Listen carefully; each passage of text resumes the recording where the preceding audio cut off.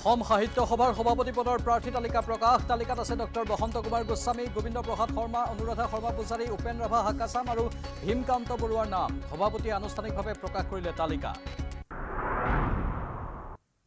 সোণাপুৰত 5 কুখ্যাত মাটিৰ দালালক গ্ৰেপ্তাৰ কচুতলিৰ জনজাতীয় আবেষ্টনীৰ ভূমি অবৈধভাৱে বিক্ৰী কৰাৰ অভিযোগ সোণাপুৰ গাঁও পঞ্চায়তৰ প্ৰাক্তন সভাপতি নুৰ আহমেদ লস্কৰক গ্ৰেপ্তাৰ অবৈধভাৱে বাস কৰা লোকক প্ৰধানমন্ত্ৰী আৱাস যোজনাৰ ঘৰ দিছিল লস্কৰে তিনিচুকীয়া ডিব্ৰুগড় বাইপাছত শিহৰণকাৰী দুৰ্ঘটনা পথৰ কাষতে থকা গাঁতত বাহন পৰি শিশুসহ 4গৰাকীৰ মৃত্যু মৃত আটাইকেইজন লোকে বিহাৰী সম্প্ৰদায়ৰ চিপাঝাৰত পথ দুৰ্ঘটনাত এজন বাইক আৰোহীৰ মৃত্যু কাইলৈ ৰাজ্যৰ 5 সমষ্টিৰ উপনিৰ্বাচনৰ ভোটগ্ৰহণৰ বাবে সাজু সংশ্লিষ্ট জিলা প্ৰশাসন আজি ইভিএম লৈ নিজ নিজ ভোট কেন্দ্ৰলৈ ৰাওনা প্ৰিজাইডিং পলিং বিষয়াকে ধৰি নিৰ্বাচনত জড়িত কৰ্মচাৰীসকল ভোটগ্ৰহণ কেন্দ্ৰত কটকটীয়া নিৰাপত্তা ব্যৱস্থা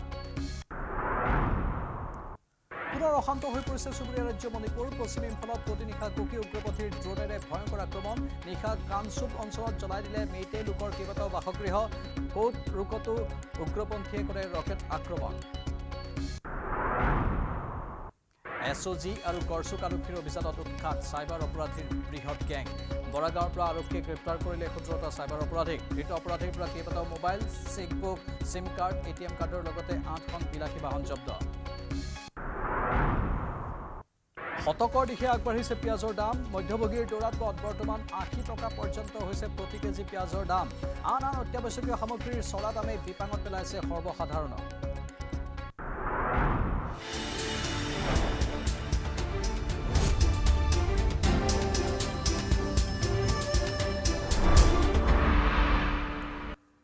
নমস্কাৰ স্বাগতম এতিয়াৰ বাতৰিলৈ ষ্টুডিঅ'ত মই প্ৰাঞ্জল এতিয়া বিতং খবৰ মহানগৰীৰ গেষ্ট হাউচৰ পৰা ড্ৰাগছ সহ গ্ৰেপ্তাৰ এটা চক্ৰ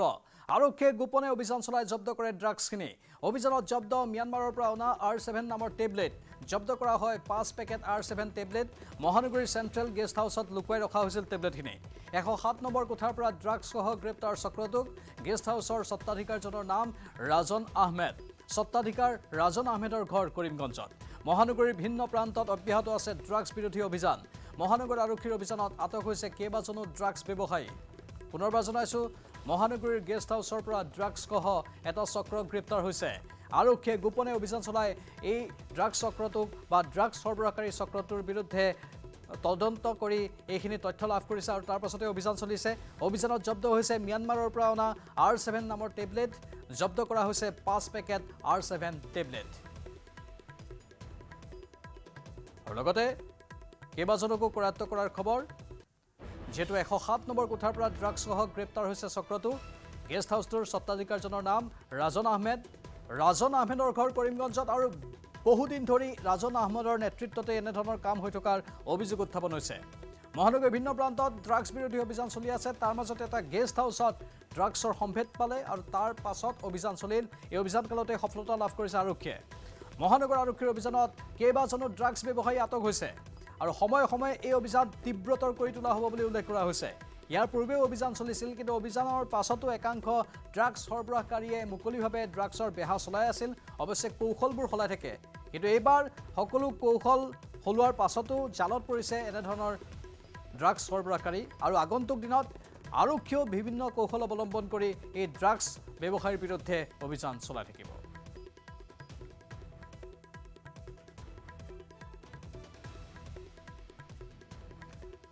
আমাৰ সতীৰ্থ সাংবাদিক অসীম দত্ত বৰ্তমান পোনপটীয়া সম্প্ৰচাৰত আছে অসীম এই সমগ্ৰ ঘটনাটোৰ বিষয়ে অধিক তথ্য বিচাৰিছো কেনেধৰণে অভিযান চলিল আৰু কি কি তথ্য পোৱা গৈছে শেহতীয়াভাৱে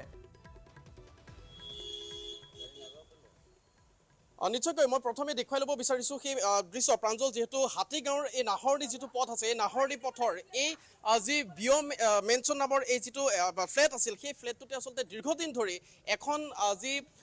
গেষ্ট হাউচ এটা যি guest house central guest house নামৰ এটা গেষ্ট হাউচ মুকলি কৰিছিল 2022 বৰ্ষতেই এই গেষ্ট হাউচটো মুকলি কৰিছিল আৰু সেই 2022 বৰ্ষত যেতিয়াই গেষ্ট হাউচটো মুকলি কৰা হৈছিল তাৰ পিছৰে পৰা দেখিবলৈ পোৱা গৈছিল যে গেষ্ট হাউচটোত বিভিন্ন ধৰণৰ আচলতে কাৰ্যকলাপ পৰিলক্ষিত হৈছিল বিভিন্নজনৰ দৃষ্টিত আচলতে ইয়াত যিসমূহ ফেমিলি আছিল বা পৰিয়াল আছিল সেই পৰিয়ালৰ প্ৰতিগৰাকী সদস্যৰ দৃষ্টিত আচলতে বিভিন্ন ধৰণৰ কিছু সন্দেহজনক কিছু ঘটনা আচলতে তেওঁলোকৰ দৃষ্টিগোচৰ হৈছিল আৰু অৱশেষত আৰক্ষীয়ে আচলতে তীক্ষ্ণ নজৰ ৰাখিছিল তীক্ষ্ণ দৃষ্টি ৰাখিছিল এই গেষ্ট হাউচটোৰ ওপৰত আৰু তাৰ পিছতে দেখিবলৈ পোৱা গৈছে অৱশেষত এই যে গেষ্ট হাউচটো এই গেষ্ট হাউচটোৰ পৰা অৱশেষত ড্ৰাগছৰ এটা বৃহৎ ৰেকেট উৎখাত কৰিবলৈ সক্ষম হৈছে মহানগৰ আৰক্ষী আৰু দিছপুৰ থানাৰ ACP গৰাকীৰ নেতৃত্বত যি অভিযান চলিছিল আজি সেই অভিযানৰ পিছতে দেখিবলৈ পোৱা গৈছে বৃহৎ এই যি ৰেকেট সেই বৃহৎ ৰেকেটটো উৎখাত কৰিবলৈ ইতিমধ্যে সক্ষম হৈছে মহানগৰ আৰক্ষী আৰু আমি এই মুহূৰ্তত সেই যি দৃশ্য সেই দৃশ্যৰ মুহূৰ্তত আমি দেখুৱাইছোঁ নিউজ 18 দৰ্শকসকলক আৰু প্ৰাঞ্জল বিভিন্ন সময়ত ড্ৰাগছৰ বিৰুদ্ধে অভিযান চলে বিভিন্ন সময়ত ড্ৰাগছৰ বিৰুদ্ধে অভিযান চলে সফল অভিযান চলে কিন্তু তাৰ পিছতো মহানগৰীৰ একাংশ স্থানত এনেদৰে ধাৰাবাহিক যি ড্ৰাগছৰ যি ড্ৰাগছৰ ঘাটি আচলতে দেখিবলৈ পোৱা গৈছে আৰু এই মুহূৰ্তত মোৰ হাতত যি তথ্য আহি পৰিছে সেই তথ্য অনুসৰি 5 পেকেটকৈ R7 নামৰ টেবলেট আচলতে জব্দ কৰিবলৈ সক্ষম হৈছে কিন্তু 5 পেকেটতকৈ আচলতে অধিক পৰিমাণৰ আছে কিন্তু 5 পেকেট বুলি ক'লে ভুল কোৱা নহ'ব প্ৰায় 5 পেকেট যি R7 নামৰ টেবলেট সেই টেবলেট ইতিমধ্যে জব্দ কৰিছে আৰু এই টেবলেটসমূহ ম্যানমাৰৰ পৰা আনিছিল আৰু প্ৰাঞ্জল এইখিনিতে কওঁ ম্যানমাৰৰ পৰা অনা এই R7 নামৰ টেবলেটখিনি বুলিয়ে নহয় এই টেবলেটখিনিৰ সমান্তৰালভাৱে বিভিন্ন আচলতে যি ড্ৰাগছেই হওক হিৰোইন বা যিসমূহ ড্ৰাগছ জাতীয় যিসমূহ সামগ্ৰী সেই সামগ্ৰীসমূহ আচলতে এই স্থানতে পোৱা গৈছিল বা এই যি গেষ্ট হাউচ এই গেষ্ট হাউচটোলৈ অনা হৈছিল আৰু এই গেষ্ট হাউচটোত বিভিন্ন সময়ত বিভিন্ন লোকৰ সমাগম ঘটিছিল যদি কওঁ দুপৰ নিশা পৰ্যন্ত আচলতে এই গেষ্ট হাউচটোলৈ বিভিন্ন সুন্দৰী যুৱতীৰ আগমন ঘটিছিল বিভিন্ন পুৰুষ বিভিন্ন যুৱকৰ আগমন ঘটিছিল আৰু সেই পৰিৱেশ কিন্তু এই যিসকল পৰিয়ালৰ যি স্থানীয় লোক আছে লোকসকলে কিন্তু নজৰত ৰাখিছিল আৰু অৱশেষত যদি কোনোবা কিবা ক'ব বিচাৰে আৰক্ষী বা তাত থকা লোকে যদি কিবা ক'ব বিচাৰে শুনিব বিচাৰিম তেওঁলোকৰ মন্তব্য নিশ্চয় আৰক্ষী ACP গৰাকী আছে মই তেওঁৰ ওচৰলৈ পোনপটীয়া সম্প্ৰচাৰত এই মুহূৰ্তত যাম আপোনাৰ পৰা অকণমান মন্তব্য ল'ব বিচাৰিম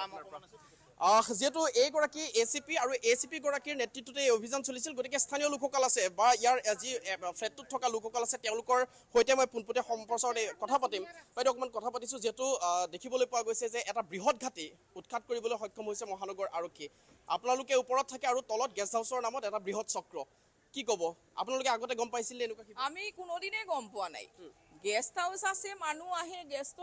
হাউচত মানুহ আহে ইয়াত ৰাতি থাকে আমি ক'বই নোৱাৰো ইয়াতে ইমান ডাঙৰ বেহা এটা চলি আছে আজি ৰাতিপুৱাহে আমি বস্তুটো গম পালো যে এনেকা এটা বৃহৎ বেহা এটা ইয়াতে চলি আছে আজি 15-20 দিন মানৰ পৰা গমে নাপালো আমি এতিয়া কি কৰিম এতিয়া লৈ গ'ল পুলিচে লৈ গ'লে বোলে যদি ৰাখে ভাল যদি এৰি দিয়ে সেইটো আমাৰ কপাল আৰু এতিয়া মই ৰাজ্যৰ মুখ্যমন্ত্ৰী ডাঙৰীয়াক অনুৰোধ কৰিছো যাতে আমাৰ ইয়াৰ পৰা এই বস্তুটো এটলিষ্ট বেলেগ ফালে নাচাই এই বস্তুটো যাতে খতম কৰি দিয়ে এই বস্তুটো যাতে উৎখাত কৰিব পাৰে তেনেহ'লে আমাৰ ল'ৰা ছোৱালী এটলিষ্ট বাচিব পাৰে সেইটো হ'ল আমাৰ কথা নিশ্চয়কৈ আন এগৰাকী মহিলা আছে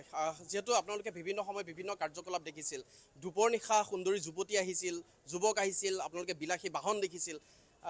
ভাবিছিল নে যে এনেকুৱা ধৰণৰ কিবা ঘটনা সংঘটিত হৈ আছে ভিতৰত তো কেতিয়াও ভাবা নাই আমি ইহঁতক পেচেণ্ট বুলিয়ে ভাবি থাকোঁ কিন্তু সুধো যে ইমান ৰাতি কিয় ইমান পেচেণ্ট ক'ৰ পৰা ইমান ৰাতি তোমালোকৰ পেচেণ্টবিলাক কিয় সদায় ৰাতি আহি থাকে তেতিয়া তাহাঁতৰ এটাই উত্তৰ যে বাইদেউ ট্ৰেইনবিলাকৰ বাছবিলাকৰ টাইম ঠিক নাথাকে সেইকাৰণে লেট হয় এইটো ন' মেটাৰ্ছ সেই আমি পেচেণ্ট বুলিয়ে ভাবোঁ তাহাঁতক পেচেণ্ট বুলিয়ে সন্মান কৰোঁ জানো কিন্তু আমি বহুত ডিষ্টাৰ্ব পাওঁ যে ইমান ৰাতি দিন ৰাতি আৰু পেচেণ্ট ইমান দামী গাড়ী দি কিয় আহিব লাগে এইটো আমাৰ এটা ডাউট চলি আছে অলৰেডি মনত চলিয়ে থাকে সদায় কিন্তু আজি ধৰা পৰিল গতিকে আমি গম পাওঁ যে ভিতৰত এনেকা কাৰবাৰ চলি আছে আমিতো মানে কি কম আৰু ভাবাই নাই এনেকা নিশ্চয় প্ৰাঞ্জল মই সেই গেষ্ট হাউচটোৰ মই পৰিৱেশটো দেখুৱাই ল'ব বিচাৰিছোঁ এইটো হৈছে বিঅ' মেনচন নামৰ এইটো হৈছে ফ্লেট আৰু সেই ফ্লেটটোৰ তলতেই ওপৰত বিভিন্ন পৰিয়াল থাকে বিভিন্ন যিসকল পৰিয়াল সেই পৰিয়াল থাকে আৰু তাৰ তলতেই এই যিটো গেষ্ট হাউচ 2022 বৰ্ষত এই গেষ্ট হাউচটো মুকলি কৰিছিল আৰু গেষ্ট হাউচটোৰ মই যি পৰিৱেশ সেই পৰিৱেশ মই এই মুহূৰ্তত দেখুৱাইছোঁ এইটোৱে হৈছে সেইটো গেষ্ট হাউচ আৰু এই গেষ্ট হাউচটোতেই আজিৰ দিনটোত 107 নম্বৰ যিটো কোঠা সেই কোঠাটোতে আচলতে এগৰাকী মহিলা যিগৰাকী মহিলাৰ নাম ইতিমধ্যে আমি লাভ কৰিছোঁ আমিনা নামৰ এগৰাকী মহিলা আমিনা নামৰ মহিলাগৰাকীক আচলতে গ্ৰেপ্তাৰ কৰিছে আৰু আমিনা নামৰ মহিলাগৰাকীৰ সমান্তৰালভাৱে আন এজন লোক অটো ড্ৰাইভাৰ সেই অটো ড্ৰাইভাৰগৰাকীৰ সৈতে আচলতে আহিছিল আৰু অটো ড্ৰাইভাৰগৰাকীৰ নাম হৈছে হাছুঙীয়া আলী দবকাৰ হাছুঙীয়া আলী নামৰ যিগৰাকী অটো ড্ৰাইভাৰ এই গুৱাহাটী মহানগৰীত অটো চলাই আছিল সেই অটো ড্ৰাইভাৰগৰাকীৰ সৈতে আহিছিল আমিনা অখিম লগতে এই গেষ্ট হাউচটোৰ স্বত্বাধিকাৰজনকো কৰায়ত্ব কৰা হৈছে কৰিমগঞ্জৰ বাসিন্দা তেওঁ গুৱাহাটীত আহি এই গেষ্ট হাউচটো চলাই আছিল আৰু লগতে ড্ৰাগছৰো বেহা তেওঁ চলাই আছিল চাওক ইতিমধ্যে যিগৰাকী স্বত্বাধিকাৰী তেখেতক আচলতে আৰক্ষীয়ে আটক কৰিছে গ্ৰেপ্তাৰ কৰিছে বুলি আমি ক'ব নোৱাৰোঁ আটক কৰিছে সোধা পোছাৰ বাবে আৰু তাৰ সমান্তৰালভাৱে এই গেষ্ট হাউচটোৰ যিগৰাকী আচলতে প্ৰকৃত স্বত্বাধিকাৰী যিগৰাকী সেই প্ৰকৃত স্বত্বাধিকাৰী ৰাহুল বৰ্মনো এই মুহূৰ্তত আমাৰ সৈতে আছে গতিকে আমি তেওঁৰ ওচৰলৈ যাম তেওঁৰ যি মন্তব্য সেই তেওঁৰ মন্তব্য আমি ল'বলৈ চেষ্টা কৰিম যিটো তেওঁ ভাড়ালৈ দিছিল এগৰাকী কৰিমগঞ্জৰ এগৰাকী লোকক আৰু সেই কৰিমগঞ্জৰ লোকগৰাকী এই গেষ্ট হাউচটো খুলিছিল আৰু গেষ্ট হাউচটো খোলাৰ পিছতে এই ঘটনাসমূহ আচলতে আৰম্ভ হৈছিল আপুনি যিহেতু এই গেষ্ট হাউচটোৰ মালিক স্বত্বাধিকাৰী আপুনি গম পাইছিলেনে যে এনেকুৱা ধৰণৰ কিছু ঘটনা হৈ আছে একদম গম পোৱা নাছিলোঁ মানে এনেকুৱা যে এটা কুকৰ্ম এটা কৰি থাকিব হেঁতে এইটো মই ভবা নাছিলোঁ এনেকুৱা গেষ্ট আহি পেলাই ইয়াতে আপোনাৰ ভিতৰত এনেকৈ এটা ষ্টিং অপাৰেশ্যন টাইপ কৰাৰ পিছতে ধৰা পৰিলে গোটেইখিনি বস্তু তো সেয়াই আৰু আপুনি যিহেতু ভাড়ালৈ দি থৈছিল আপুনি আহিছিল নে চোৱা চিতা কৰিছিলোঁ মই উইকলি মই আহোঁ উইকলি আহিলে মই CCTV ফুটেজ চেক কৰোঁ যে কিবা সেনেকুৱা কিবা মানে আচলতে কথাটো হ'ল কি আমি ইয়াতে আনমেৰিড কাপলছ কেতিয়াও এণ্ট্ৰি দিয়া নাছিলোঁ ঠিক আছে সেইটো মানে কিন্তু আনমেৰিড কাপলছ আপোনালোকে এণ্ট্ৰি নিদিয়ে কিন্তু ইয়াৰ ওপৰত থকা যিসকল লোক আছে পৰিয়ালসমূহ আছে তেওঁলোকে পোনছাতেই তেওঁলোকে সংবাদ মাধ্যমৰ সন্মুখত কৈছে যে ইয়ালৈ দুপৰ নিশা আপোনালোকে বাহিৰত এখন ফলক মাৰি থৈছে যে 11 বজাৰ পিছত বা 12 বজাৰ পিছত কোনো ধৰণৰ প্ৰৱেশ নিষিদ্ধ কৰিছে কিন্তু 2 বজা 2:30 বজা 3 বজা পৰ্যন্ত বিলাসী গাড়ীত বিভিন্ন যুৱকৰ সৈতে বিভিন্ন সুন্দৰী যুৱতী আহিছিল প্ৰৱেশ কৰিছিল এই গেষ্ট হাউচত এইবিলাক কথা আপুনি গম পোৱা নাছিল হয় এতিয়া ৰাতিৰ কথাটো মই এতিয়াতো আপোনালোকক মই ক'ব কাৰণ যিমান দূৰলৈকে মই জানো যিমান দূৰলৈকে মই CCTV চেক কৰিছোঁ সিমান দূৰলৈকেতো মই এতিয়ালৈকে সেনেকুৱা টাইপৰ বস্তু একো পোৱা নাই CCTVত সেইসমূহ আবদ্ধ হোৱা নাই একো আবদ্ধ সেনেকুৱা টাইপৰ হোৱা নাই সেনেকুৱা প্ৰতি সপ্তাহে চাইছে প্ৰত্যেক সপ্তাহে মই প্ৰত্যেক চানডে মই মোৰ CCTV লগোৱা আছে ইয়াতে সন্মুখতে লগোৱা আছে ভিতৰতো লগোৱা আছে গোটেই পিনে মোৰ CCTV ফুটেজ মই সপ্তাহে চেক কৰোঁ ঠিক আছে পাৰ উইক চেক কৰোঁ তো সেনেকুৱা টাইপৰ চাওক এটা কৰি চেক কৰিব নোৱাৰি মই অলপ ফাষ্ট ফৰৱাৰ্ড কৰোঁ কিন্তু সেনেকুৱা টাইপৰ মানে কুকৰ্ম মই বেলেগ দেখা নাছিলোঁ কিন্তু এতিয়ালৈকে তো সেইখিনিয়ে মই কাক দিছিলে ভাড়ালৈ কাক দিছিলে মই ৰাজেন আহমেদক চলাব দিছিলোঁ মানে কিমান চনত দিছিলে মই 2022 পৰাই চলাব দিছিলোঁ ৰাজেন আহমেদক বিভিন্ন ধৰণৰ অনৈতিক কাৰ্যকলাপ ইয়াৰ ভিতৰত হয় আপুনি হয়তো নাজানিব পাৰে কিন্তু বিভিন্ন ধৰণৰ অনৈতিক কাৰ্যকলাপ হোৱাৰ কথা ইতিমধ্যে আৰক্ষীৰ সূত্ৰই প্ৰকাশ কৰিছে তাৰ সমান্তৰালভাৱে ড্ৰাগছৰ ঘাটিলৈ পৰিণত হৈছে গতিকে খুবেই আচলতে এক আশ্চৰ্যকৰ বিষয় আপুনি মালিক হৈ আপুনি নাজানে আপুনি CCTV চেক কৰে CCTVত ধৰা নপৰে নাই এতিয়া চাওক মানুহবিলাকে গেষ্ট আহি পেলাই গেষ্টে যে বেগত কি ভিতৰত লৈ আহে সেইটো কাৰো অথৰিটি নেচোৱা ভিতৰত কিবা আপোনাৰ বেগৰ ভিতৰত কি থাকে এইটো মানুহৰ কিছুমান কাপোৰ থাকিব কাৰোবাৰ কিবা বস্তু থাকিব অলংকাৰ থাকিব তো সেইবিলাকতো আমিতো চেক কৰা আমাৰ কোনো অডাচিটি নাই ঠিক আছে তো সেইকাৰণে বস্তুখিনি ধৰা পৰা নাই কিন্তু আজি যিহেতু পুলিচৰ মানুহে এনেকৈ এটা ষ্টিং অপাৰেশ্যন টাইপে কৰাৰ দৰে হৈছে দিয়কচোন তো সেনেকৈ চেক কৰোঁতে তাতে আমাৰ এজন এই গেষ্টে ইয়াতে আনিছিলে গেষ্টজনৰ পৰাই ধৰা পৰিছে কিন্তু আমাৰ হোটেল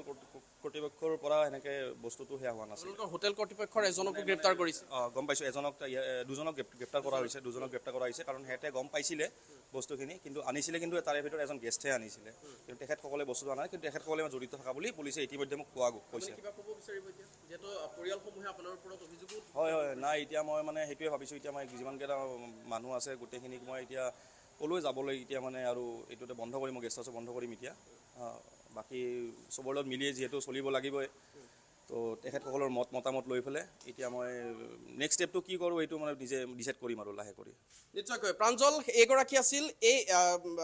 সম্পূৰ্ণ এই গেষ্ট হাউচটোৰ যিটো ঘৰ এই ঘৰটোৰ আচলতে স্বত্বাধিকাৰীগৰাকী আৰু ইতিমধ্যে আমি উল্লেখ কৰিছোঁ গেষ্ট হাউচটো যাক ভাড়ালৈ দিয়া হৈছিল ৰাজন আহমেদ নামৰ কৰিমগঞ্জৰ এজন লোক সেই কৰিমগঞ্জৰ লোকজনক ভাড়ালৈ দিছিল প্ৰতিমাহে ভাড়া দিছিল আৰু সেই লোকজনৰ নেতৃত্বতে এই সমগ্ৰ যি ঘটনা এই যি নেক্সাছ চলি আহিছিল আৰু এই মুহূৰ্তত মই ইতিমধ্যে কৈছোঁ আমিনা খাতুন নামৰ যিগৰাকী মহিলাক গ্ৰেপ্তাৰ কৰিছে, যিগৰাকী মহিলাৰ হাতত এই ড্ৰাগছখিনি বা এই টেবলেটখিনি পাইছিল, সেই মহিলাগৰাকীক পল্টন বজাৰত বিভিন্ন ঘটনাৰ সৈতে তেওঁ জড়িত আছিল, যাৰ বাবে পল্টন বজাৰ আৰক্ষীয়ে বা মহানগৰ আৰক্ষীয়ে ইয়াৰ পূৰ্বেও বিভিন্ন ঘটনাৰ বাবে তেওঁ গ্ৰেপ্তাৰো কৰিছিল, আটক কৰিছিল বা গ্ৰেপ্তাৰ কৰিছিল। গতিকে সেই মহিলাগৰাকীৰ হাততে পুনৰ দেখিবলৈ পোৱা গৈছে এই টেবলেট উদ্ধাৰ হৈছে। আৰু কিছু সময় পূৰ্বে যেতিয়া আৰক্ষীয়ে সোধা পোছা কৰি আছিল, সেই সময়ত কিন্তু সেই মহিলাগৰাকীয়ে কৈছিল যে বাটত আন কোনো লোকে তেওঁ কিছু টকা তেওঁৰ হাতত দি সেই বেগটো বা সেই বেগসমূহ ইয়ালৈ লৈ আনিবলৈ দিছিল। গতিকে মানে অসীম সন্দেহ কৰিব পৰা থল আছে নেকি, যিহেতু ড্ৰাগছ উদ্ধাৰ হৈছে, ড্ৰাগছ আসক্ত যুৱক যুৱতী উদ্ধাৰ হৈছে, ড্ৰাগছ সৰবৰাহৰ তথ্য উদ্ধাৰ হৈছে, সেয়েহে এনেধৰণৰ ড্ৰাগছ আসক্তবোৰে গুৱাহাটীৰ বিভিন্ন প্ৰান্তত অপৰাধ সংঘটিত কৰে নিশাৰ দিশাৰ ভাগত, সেয়াও হ'ব পাৰে, তাৰো সন্দেহৰ থল আছে। নিশ্চিতভাৱে চাওক, সেইটো সন্দেহ কৰিব পৰা যায়, কাৰণ সন্দেহ এইকাৰণে কৰিব পৰা যায়, ইয়াত যিগৰাকী লোকৰ সৈতে আহিছিল, মহিলাগৰাকীৰ কথা কৈছোঁ, মহিলাগৰাকী ইয়াৰ পূৰ্বেও বিভিন্ন ঘটনাৰ সৈতে জড়িত হৈ আছে, আৰক্ষীয়ে আটকো কৰিছিল। আৰু তাৰ সমান্তৰালভাৱে দবকাৰ যিগৰাকী আচলতে অটো ড্ৰাইভাৰ, এগৰাকী তেওঁ পেছাত অটো চালক, কিন্তু সেই অটো চালকগৰাকীও এই সমগ্ৰ ঘটনাৰ সৈতে তেওঁ জড়িত আছে, যাৰ নাম হৈছে হাছুঙীয়া আলী। আৰু সমান্তৰালভাৱে কৰিমগঞ্জৰ দুজনকৈ যুৱক কামাল আলী আৰু ইয়ায়া আহমেদ, এই দুজন হৈছে এই লজ বা এই গেষ্ট হাউচখনৰে আচলতে কৰ্মচাৰী। গতিকে এই কৰ্মচাৰী দুজনক বাদ দি আমি যদি কওঁ এই অটো চালকজন আৰু তাৰ সমান্তৰালভাৱে মহিলাগৰাকী, এই তেওঁলোকৰ নিচিনা মানুহ এচাম মানুহৰ বাবেই কিছু ধনৰ লালসাত, কিছু ধনৰ বাবে তেওঁলোকে এনেধৰণৰ আচলতে বিভিন্ন পন্থা অৱলম্বন কৰে, আৰক্ষীৰ চকুত ধূলি দি এনেধৰণৰ ঘটনাবোৰ বা এই ঘটনাবোৰ তেওঁলোকে সংঘটিত কৰে। আজিৰ দিনটোত দেখিবলৈ পোৱা এই যি সমগ্ৰ ঘটনা, এই সমগ্ৰ ঘটনাই কিন্তু উদঙাইছে যে মহানগৰীত যদিও বা আৰক্ষী প্ৰশাসন কঠোৰ হৈছে, সষ্টম হৈছে ড্ৰাগছৰ বিৰুদ্ধে, তাৰ সমান্তৰালভাৱে একাংশ লোকেও কিন্তু এই যি বেপাৰ, সেই বেপাৰ কিন্তু ধাৰাবাহিকভাৱে চলাই। নিশ্চয় অসীম লাইনত থাকিব আপুনি। আমাৰ সতীৰ্থ পাপৰি বৰ্তমান নিউজৰুমৰ পৰা লাইভত আছে। পাপৰি, 4জনক ড্ৰাগছসহ গ্ৰেপ্তাৰ হৈছে আৰু ইতিমধ্যে এই কথাটো হ'ল যে ষ্টিং অপাৰেশ্যন চলাই আৰক্ষীয়ে এওঁলোকক কৰায়ত্ব কৰিলে, কিন্তু এওঁলোকৰে একাংশ গুৱাহাটী মহানগৰীত সংঘটিত আন অপৰাধৰ ঘটনাৰ সৈতেও জড়িত সন্দেহ কৰা হৈছে। চুৰি, ডকাইতি বা নিশাৰ ভাগত যিকোনো লোকক আক্ৰমণৰ ঘটনা, মোবাইল লুটৰ ঘটনা। পাপৰি, আৰু কি তথ্য আছে? নিশ্চয় প্ৰাঞ্জল, গোটেই ঘটনাটো আচলতে এতিয়া যদি চাওঁ আমি নিউজ 18ত এক্সক্লুচিভ খবৰ আমাৰ হাতত এইটো, আৰু অসীমে ইতিমধ্যে আপোনাক সবিস্তাৰে গোটেইখিনি কথা কৈছে, তথ্য পোহৰলৈ আহিছে। কিন্তু মই আপোনাক একেবাৰে আৰম্ভণিৰ কথাখিনি ক'বলৈ ওলাইছোঁ, এই ঘটনাটো কেনেকুৱা নাটকীয়ভাৱে হৈছিল। আপুনি ইতিমধ্যে কৈছে যে ষ্টিং অপাৰেশ্যন হৈছিল, হয় ষ্টিং অপাৰেশ্যন হৈছিল। সেই গেষ্ট হাউচটো আজিৰ দিনটোতো সাধাৰণভাৱে সকলো চলি আছিলে, সেই সময়ছোৱাত সাধাৰণভাৱে দিন যেনেধৰণে গেষ্ট হাউচ তাত চলে প্ৰাঞ্জল, তেনেকৈ চলি আছিলে। আৰু তেনে সময়তে তাত হঠাৎ হাতীগাঁও আৰক্ষী উপস্থিত হয়, দিছপুৰ আৰক্ষীও উপস্থিত হৈ তাত যেনেধৰণে তেওঁলোকে আচলতে গোটেই গেষ্ট হাউচটো ঘেৰাও কৰি তোলে। আৰু সেই সময়ছোৱাত তেওঁলোকৰ হাতত যিখিনি গোপন তথ্য আহি পৰিছিলে, খবৰ আহি পৰিছিলে যে তাত ড্ৰাগছ মজুত আছে, কিন্তু সেই সময়ছোৱাত ড্ৰাগছ যেতিয়া কিছু সময়লৈকে কিন্তু তাত ড্ৰাগছখিনি পোৱা হোৱা নাছিলে। আৰু তেনেকুৱাতে নাটকীয়ভাৱে এখন অটো আহে, আৰু সেই অটোখনতে এই বৃহৎ পৰিমাণৰ ড্ৰাগছ, এই যিখিনি নিচাযুক্ত দ্ৰব্য আপুনি ইতিমধ্যে সবিস্তাৰে কৈছে, আৰু লগতে ভালেমান টকা, তাৰোপৰি মোবাইল ফোন ইতিমধ্যে আমাক অসীমে দেখুৱাইছে, এই সামগ্ৰীখিনি জব্দ হয়। অৱশ্যে মোবাইল ফোন আৰু অন্য সামগ্ৰীখিনি গেষ্ট হাউচৰ পৰা পোৱা গৈছে, কিন্তু অটোখনত সেই ড্ৰাগছ অনা হৈছে। এতিয়া কথাটো হৈছে যে অসীমে আপোনাক ইতিমধ্যে আমাক গোটেইখিনি কথা কৈছে যে এওঁলোক অন্য যিবোৰ অপৰাধজনিত ঘটনা ঘটি আছে গুৱাহাটী মহানগৰীত, সেই ঘটনাবোৰৰ সৈতে জড়িত আছে। এটা বৃহৎ চক্ৰ আছে প্ৰাঞ্জল। আমি বাৰম্বাৰ এই কথা কৈ আহিছোঁ যে ড্ৰাগছ সৰবৰাহ ৰোধ কৰিবৰ বাবে, ড্ৰাগছৰ বেহা বন্ধ কৰিবৰ বাবে আৰক্ষীয়ে এনেকৈ ষ্ট্ৰিং অপাৰেশ্যন ৰাজ্যৰ বিভিন্ন প্ৰান্তত চলাই আহিছে। আৰক্ষীয়ে এনেধৰণে গোপনীয়ভাৱে গোটেই কামবোৰ কৰি আহিছে, ড্ৰাগছ সৰবৰাহকাৰী গ্ৰেপ্তাৰ কৰিছে, কিন্তু কিমান দিনৰ বাবে? আজি তেওঁলোকক গ্ৰেপ্তাৰ কৰিছে আৰু কিছুদিনৰ পিছত তেওঁলোক জামিনত মুকলি আকাশৰ তললৈ উভতি আহিব, আৰু আকৌ চাব সেই একে স্থানতে তেওঁলোকে এনেধৰণে সৰবৰাহৰ দৰে ঘটনা সংঘটিত কৰি আহিব। নিশ্চয় গুৰুত্বপূৰ্ণ কথা, ধন্যবাদ জনাইছোঁ পাপৰি। আৰু সেইটোৱে মূল কথা হৈছে অসমত এতিয়া ড্ৰাগছৰ বেহা অবাধ হাৰত চলিছে। আৰক্ষীয়ে অভিযান চলায়, অভিযানৰ পাছত কিছুদিন সামকাতে আকৌ পুনৰ এই অপৰাধী চক্ৰটো সক্ৰিয় হৈ পৰে। এয়া হৈছে এটা জ্বলন্ত সমস্যা গোটেই অসমৰ বাবে, আৰু বহু নতুন প্ৰজন্ম এই ড্ৰাগছৰ কবলত পৰি অন্ধকাৰ ভৱিষ্যতৰ দিশে গতি কৰিছে। অসীম, যিহেতু আৰক্ষীয়ে এতিয়া তন্নতন্নকৈ অভিযান চলাব, আৰক্ষীয়ে কোনো সংবাদ মাধ্যমৰ সন্মুখত কিন্তু মন্তব্য নকৰিলে সিও যথেষ্ট তাৎপৰ্য বহনকাৰী, নহয় জানো?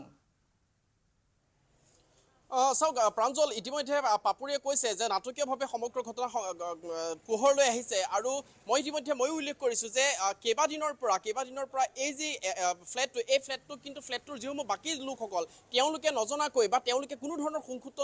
নোপোৱাকৈ কিন্তু আৰক্ষীৰ লোকে, হাতীগাঁও আৰক্ষীয়ে হওক বা দিছপুৰ আৰক্ষীয়ে কিন্তু এই সমগ্ৰ ঘটনা তেওঁলোকে আচলতে তেওঁলোকৰ দৃষ্টিত ৰাখিছিলে। আৰু নৱনিযুক্ত দিছপুৰ আৰক্ষী থানাৰ নৱনিযুক্ত যিগৰাকী ACP তপন জ্যোতি কলিতা নামৰ যিগৰাকী ACP, সেই ACP গৰাকীয়ে দায়িত্বভাৰ ইয়াত গ্ৰহণ কৰিয়ে কিন্তু তেওঁ আচলতে অধিক তৎপৰ হৈ পৰিছিল। আৰু অৱশেষত সেইগৰাকী তপন চন্দ্ৰ কলিতা নামৰ ACP গৰাকীৰ নেতৃত্বতে যি অভিযান চলিলে, নাটকীয়ভাৱে যি অভিযান চলালে, সেই অভিযানৰ পিছতে কিন্তু এই সমগ্ৰ যি ঘটনা, এই সমগ্ৰ নেক্সাছ পোহৰলৈ আহিছে। গতিকে আৰু সমান্তৰালভাৱে ক'ব লাগিব এখন ৰঙা চুইফ্টত আৰু বহু লোক আহিছিল আৰু আৰক্ষীয়ে জনোৱা অনুসৰি ইতিমধ্যে সেই ৰঙা চুইফ্টখনৰ ওপৰতো আচলতে অভিযান আৰম্ভ কৰিছে। ৰঙা এখন চুইফ্ট আহিছিল, সেই চুইফ্টখনত প্ৰায় 25 কিলো ওজনৰ হয়তো ড্ৰাগছ তেওঁলোকে ধৰিব পাৰিলেহেঁতেন, কিন্তু কিছু আচলতে তেওঁলোকৰ হয়তো সন্দেহ উপজিল, যাৰ বাবে ৰঙা চুইফ্টখন এই স্থানৰ পৰা গুচি গ'ল। কিন্তু সেই ৰঙা চুইফ্টখন কাৰ আছিল, ৰঙা চুইফ্টখন কোনে আনিছিল, সেই ৰঙা চুইফ্টখনত কোন আছিল, কি আছিল, সমগ্ৰ এই বিষয়টোৰ ওপৰত ইতিমধ্যে তন্নকৈ আচলতে মহানগৰ আৰক্ষীয়ে অভিযান আৰম্ভ কৰিছে। কিন্তু তপন চন্দ্ৰ কলিতাৰ কথা ক'ব লাগিব। তপন চন্দ্ৰ কলিতা নামৰ যিগৰাকী ACP, ইতিমধ্যে তেওঁ ইয়াৰ পূৰ্বে শিৱসাগৰ নাজিৰাত আছিল আৰু তাৰপিছত গুৱাহাটী মহানগৰীত প্ৰৱেশ কৰি গুৱাহাটী মহানগৰীলৈ আহি দায়িত্বভাৰ গ্ৰহণ কৰি কিন্তু তেওঁ আচলতে ড্ৰাগছৰ বিৰুদ্ধে এই যি অভিযান, এই অভিযানত কিন্তু ইতিমধ্যে নামি পৰিছে আৰু সক্ৰিয়ভাৱে এনেধৰণৰ অভিযানবোৰ চলি থাকক সেইটো আমি কামনা কৰিছোঁ। আৰু পুলিয়ে পোখাই উভালক এই ড্ৰাগছ সৰবৰাহকাৰীবোৰক বা ইয়াৰ আঁৰত জড়িত ব্যক্তিসকলক, সেইটোৱে সকলোৱে আশা কৰিছে। ধন্যবাদ জনাইছোঁ অসীম এইখিনি তথ্যৰ বাবে।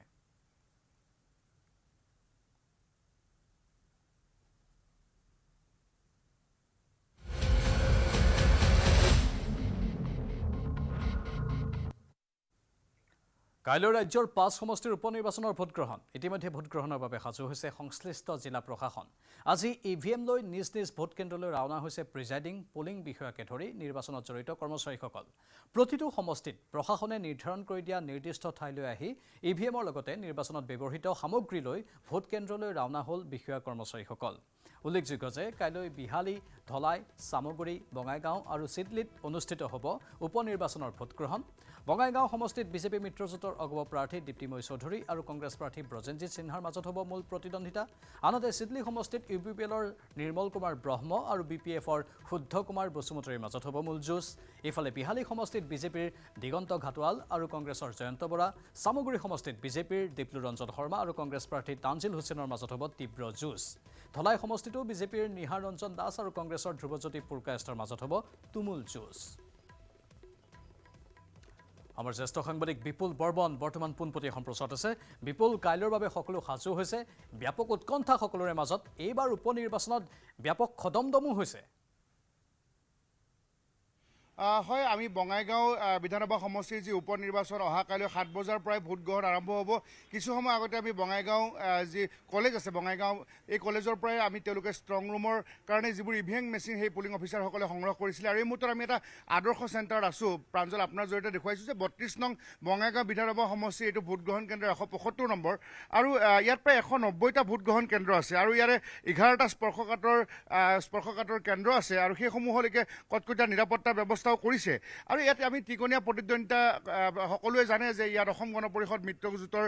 যিটো NDA ফালৰ পৰা দীপ্তিময় চৌধুৰী, ফণীভূষণ চৌধুৰীৰ পত্নী কেণ্ডিডেট, ব্ৰজেনজিৎ সিনহা জাতীয় কংগ্ৰেছ দলৰ তেওঁ কেণ্ডিডেট আৰু শৈলেন চৰকাৰ ইণ্ডিপেণ্ডেণ্ট AGPৰ পৰা বিসম্বাদ কৰি গৈ নিৰ্দলীয় কেণ্ডিডেট হৈছে। গতিকে এই ত্ৰিকোণীয়া প্ৰতিদ্বন্দ্বিতা ইয়াত হ'ব। আৰু যদি আমি যিমানখিনি আমাৰ মনত আছে, আমি ক'ব বিচাৰিছোঁ যে ইয়াতে মথুৰা মোহন সিনহা, তেখেত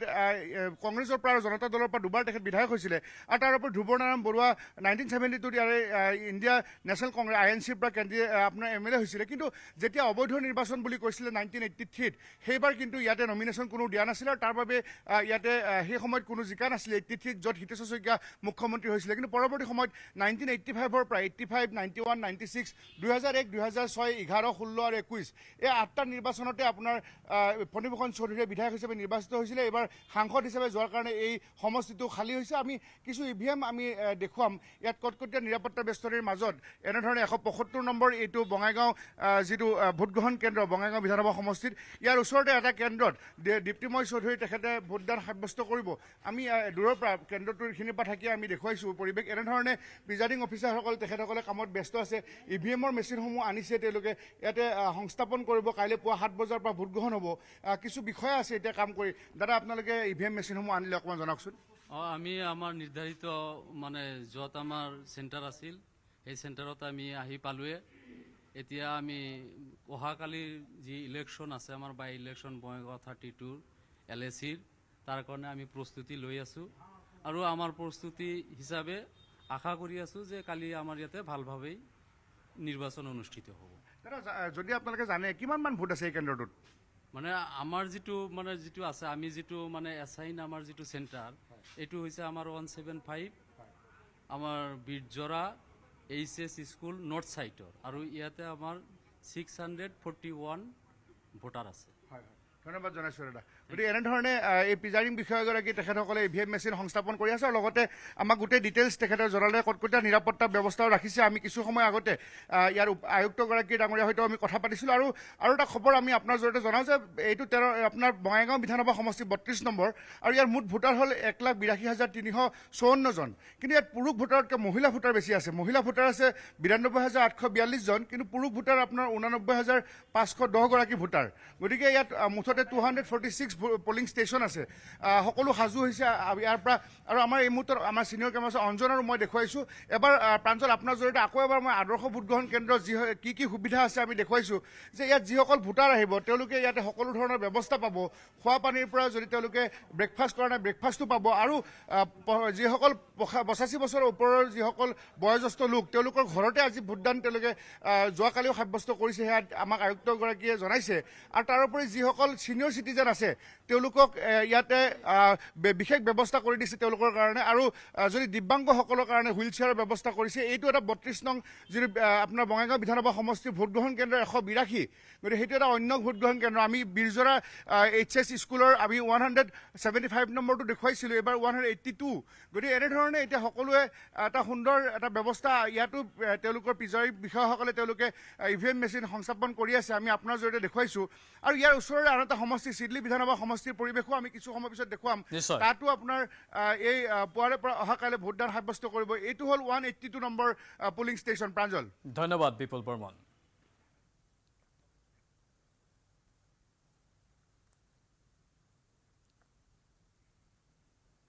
নগাঁৱৰ নিৰ্বাচনী হিংসাক লৈ সাহিত্যিক ডক্টৰ নগেন শইকীয়াৰ প্ৰতিক্ৰিয়া সাংবাদিকক আক্ৰমণৰ প্ৰসংগতো মন্তব্য প্ৰকাশ কৰিছে সাহিত্যিকজনে নগাঁৱৰ পৰিস্থিতিক দুখজনক আখ্যা দিছে ডক্টৰ নগেন শইকীয়াই ঘটনাই প্ৰমাণ কৰিছে এওঁলোকক দেশ নালাগে ক্ষমতা লাগে প্ৰত্যেকেই এই যুদ্ধখনত অৱতীৰ্ণ হৈছে কেৱল ক্ষমতাৰ বাবে এয়া দেশ ৰক্ষা দেশৰ মংগলৰ কাৰণে নহয় সাংবাদিকক আক্ৰমণ কৰা ঘটনাকো লজ্জাজনক আখ্যা দিছে শইকীয়াই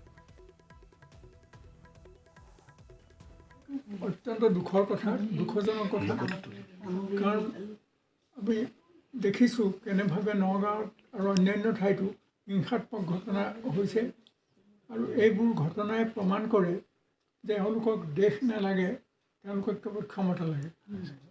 প্ৰত্যেকে সেই যুদ্ধখনত অৱতীৰ্ণ হৈছে ক্ষমতাৰ কাৰণে দেশ ৰক্ষাৰ কাৰণে দেশৰ মংগলৰ কাৰণে নহয় সাংবাদিককো আক্ৰমণ কৰিছে তাত অতি লাজৰ কথা ইফালে উপনিৰ্বাচনৰ প্ৰাক্ষণত শিৱসাগৰত বোমাতংক শিৱসাগৰ জিলা পুথিভঁৰালৰ সন্মুখত বোমাতংক এজোপা গছৰ তলত এটা মোনাত বোমা থকাৰ সন্দেহ মোনাৰ ভিতৰত বেটাৰী আৰু তাৰ প্ৰত্যক্ষ কৰিছে আৰক্ষীয়ে এই ঘটনা কেন্দ্ৰ কৰি শিৱসাগৰত আতংকময় পৰিৱেশ ঘটনাস্থলীত উপস্থিত হৈছে আৰক্ষীৰ বৃহৎ দল পুনৰবাৰ জনাইছোঁ শিৱসাগৰত বোমাতংকৰ সৃষ্টি হৈছে শিৱসাগৰ জিলা পুথিভঁৰালৰ সন্মুখত বোমাতংক এজোপা গছৰ তলত এটা মোনাত বোমা থকাৰ সন্দেহ কৰা হৈছে মোনাৰ ভিতৰত বেটাৰী আৰু তাৰ প্ৰত্যক্ষ কৰিছে আৰক্ষীয়ে ঘটনা কেন্দ্ৰ কৰি শিৱসাগৰত আতংকময় পৰিৱেশ ঘটনাস্থলীত অৱশ্যে আৰক্ষীৰ এটা বৃহৎ দল উপস্থিত হৈছে আৰু তেওঁলোকে পৰিস্থিতিৰ পৰ্যবেক্ষণ কৰি আছে কিছু সময় পাছত হয়তো বম স্কোৱাডো উপস্থিত হ'ব তাৰ পাছত হয়তো অভিযান চলাব কিন্তু বিতং তথ্যৰ বাবে আমি আমাৰ সাংবাদিক প্ৰদীপৰ সৈতে যোগাযোগ স্থাপন কৰিম লাইভত আমি সেইখিনি দৃশ্য দেখুৱাম লগতে স্থানীয় লোকসকলকো সাৱধান হৈ থকাৰ বাবে আৰক্ষী প্ৰশাসনে যিহেতু আহ্বান জনাইছে আমি আৰক্ষী প্ৰশাসনৰ লোকৰ পৰাও ভাষ্য গ্ৰহণ কৰিবলৈ চেষ্টা কৰিম এটা মোনাৰ ভিতৰত বোমা থকাৰ সন্দেহ কৰা হৈছে শিৱসাগৰত। কাইলৈ উপ নিৰ্বাচন ৰাজ্যৰ 5টা সমষ্টিত আৰু সেই 5 সমষ্টিৰ উপ নিৰ্বাচনৰ পূৰ্বে উজনি অসমৰ শিৱসাগৰত বোমাতংক। শিৱসাগৰ জিলা পুথিভঁৰালৰ সন্মুখত বোমাতংক।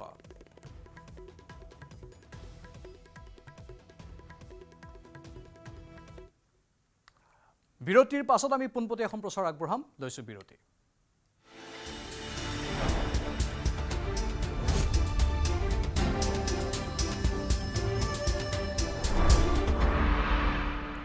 সৰ্বোত্তম TMT লগা এইটো মাইথান ষ্টিল নহয়, সস্তা হয় বছ। ষ্ট্ৰং মানে মাইথান ষ্টিল বাটাক